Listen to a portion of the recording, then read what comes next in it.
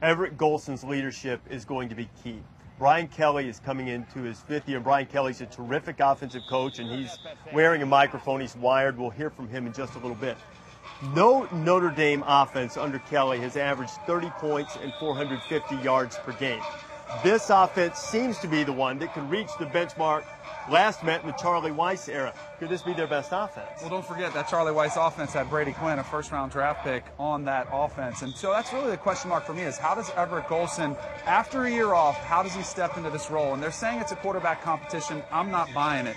He has got to step up and become a playmaker and not just a game manager. When he was here before, when they ran the table, got a lot of help from Tommy Rece coming off the bench, but also they didn't ask him to do a whole lot. He made some great plays with his legs, but there is going to come a point in this season, and it always happens, where you have to put the team on your back through the air. You've got to throw the ball down the field. That's what I want to see if Everett Golson, if he's developed that aspect of his game.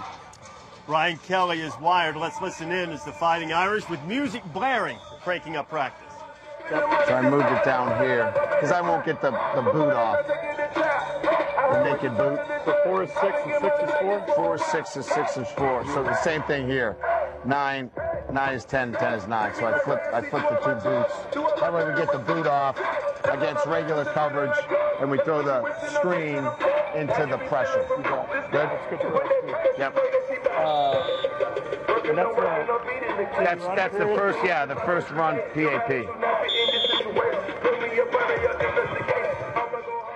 Danny, they're going over the schedule here. Give us a little insight into the types of things that coaches adjust about the schedule. I love what Brian Kelly was just doing there. He's talking over the script, today's practice, because every play that they're going to run from start of practice to the finish of practice is scripted out. And he's saying, hey, I want the bootleg versus this blitz. He might want to check and see if Everett Golson or Malik Zaire, the young quarterback, how do they respond if they're faced with a certain pressure? Do they know where to go to the football? Coaches will do this. They know exactly the area they want to test in their young players, and they'll create a practice to put those players in those types of situations. It's a different situation for Everett Golson.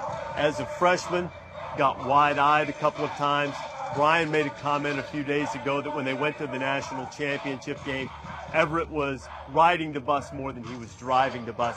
He sort of dismisses those types of comments now. It comes along with maturity. What types of things mentally will he have to handle if he wants to establish himself as a leader of this team again? Hey, I thought Everett Golson handled that great, too. He kind of laughed it off and said, hey, that comment from Coach Kelly was more for you reporters. I'm just worried about what I have to go out there and do. And for me, it shows a maturity level. He's not falling susceptible. He didn't get baited into it. He didn't go into a hole and not want to compete. He's embracing the competition, and yet he's got to step in that leadership role. Don't forget, that team had strong leaders. Manti Te'o, the defensive line, the Tuitt, and some of these other guys that were studs. Somebody needs to become a vocal point of this team. The defense, they're looking at a captain who could possibly be a sophomore in Jalen Smith. They need somebody on this team, on the field, and it comes from either side of the ball, and it has to come from the quarterback, in my opinion. That's just such a vital position that Everett Golson has to step up from a vocal standpoint. In the defensive side that you mentioned, Jalen Smith is the only guy with a significant number of starts in the front 7. They're hoping for big things from Ishaq Williams, who's a defensive end.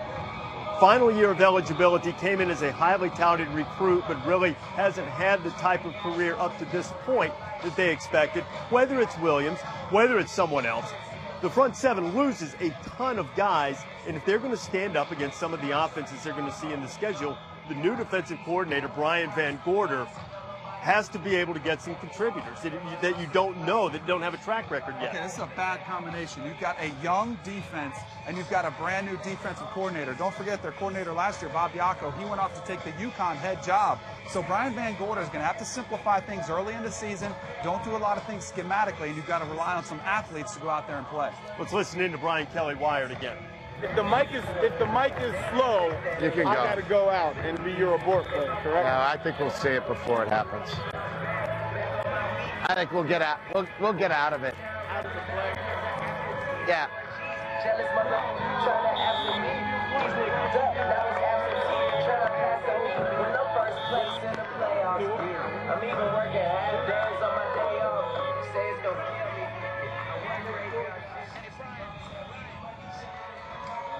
So outlined against a gray, rainy August sky, Notre Dame horsemen are going to ride again. Practice. Our bus blitz is here in South Bend throughout the day. College Football Live later on. We'll also have much more later in Sports Center, including a visit with Brian Kelly as our Bus Blitz continues from the home of the Fighting Irish.